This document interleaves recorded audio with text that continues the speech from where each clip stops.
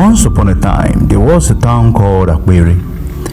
Whoever goes to this land never returned.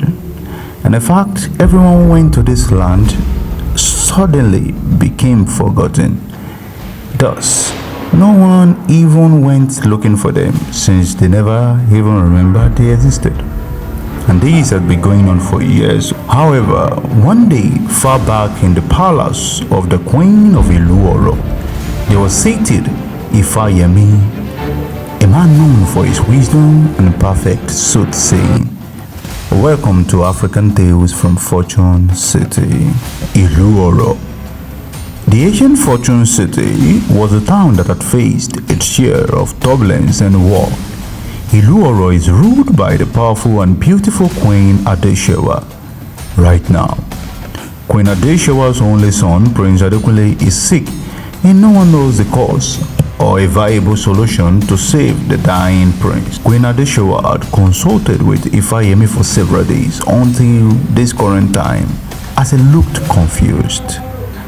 This isn't normal. The gods are playing some radio here, says Ifayemi. The queen looked at him eagerly. He says, the god says that for the prince your hair to be healed, he needs to find the awobi flower and pluck it out of the cave it is buried. The queen sat up and replied, where then do we get the awobi flower? Ifayemi replied, the cave can be found in Apeere village. It is important that you get to Ilu Apeere as fast as possible. The queen looked at the chief. Their faces show that they have some faded memories about Apeere, but they can't seem to figure it out. Apeere is a little town in this village, and I don't know why I've never chosen to go there before. Otun replied, my queen, I will make sure to remind you after the prince is healed.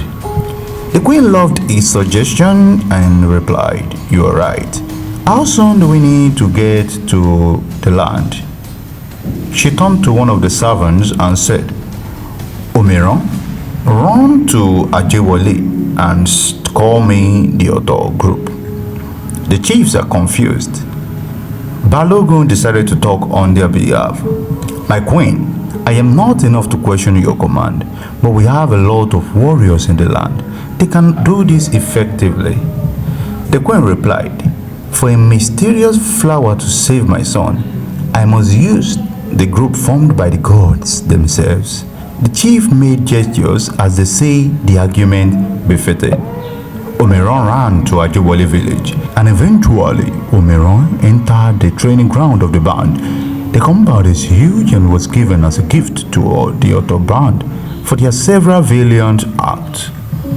There, Omiran met the other band practicing to the drum of Adio. The other group, a valiant group of warriors of different skills.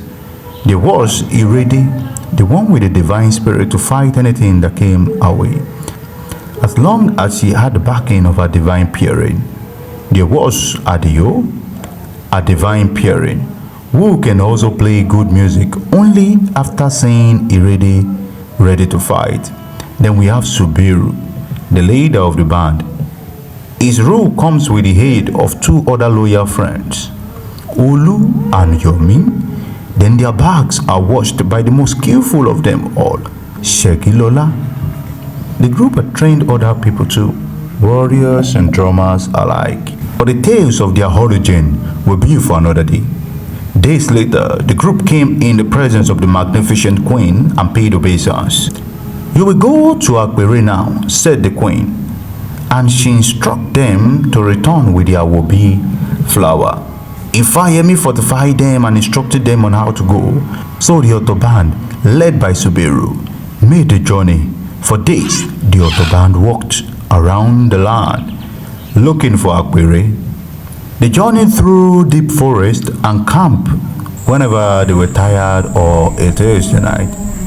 But they rarely got tired. So when they were not camping, they were finding their way through the forest to Apeere. Then they journeyed through mountains and made their ways through rivers. For the queen's duty must be fulfilled, and then they found Apeere.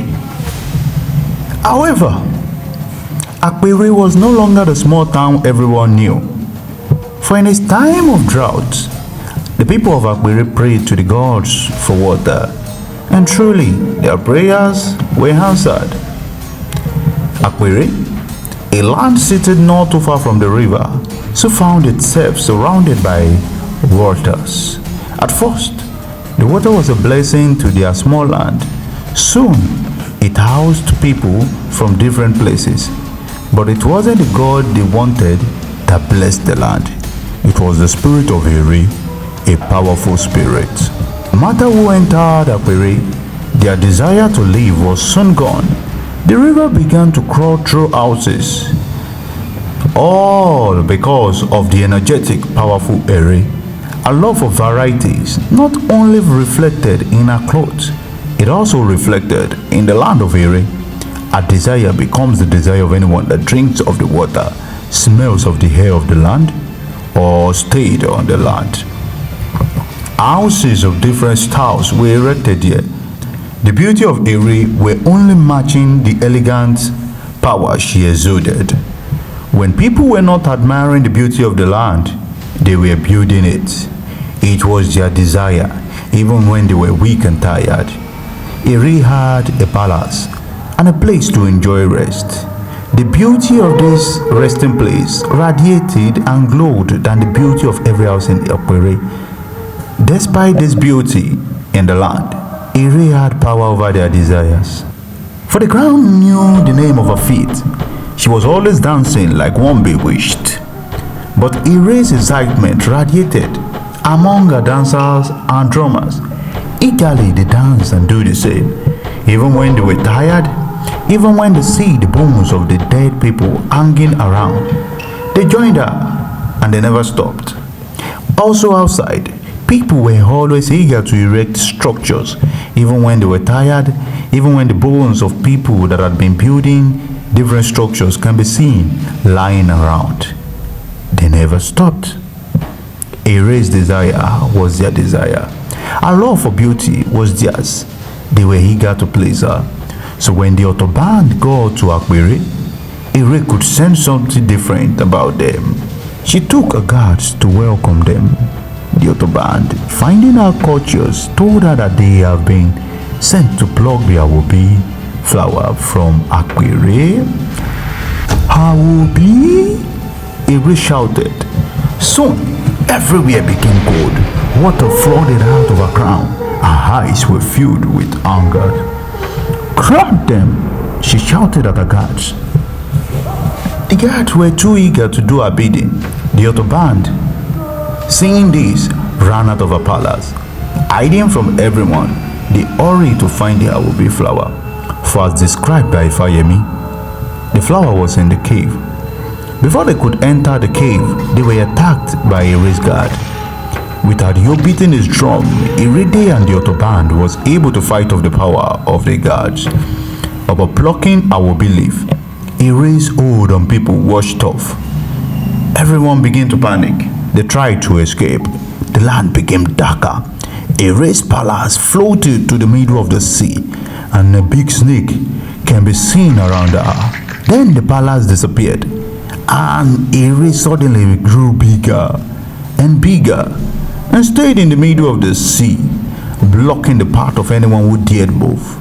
Apeere shouted, "You called on the gods when there was drought in the land, and I heard.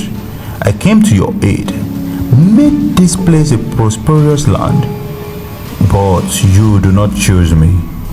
Apeere's speech was cut short again as Adio and the Otto band came nearer. Thus, she evaporated into the huge snake.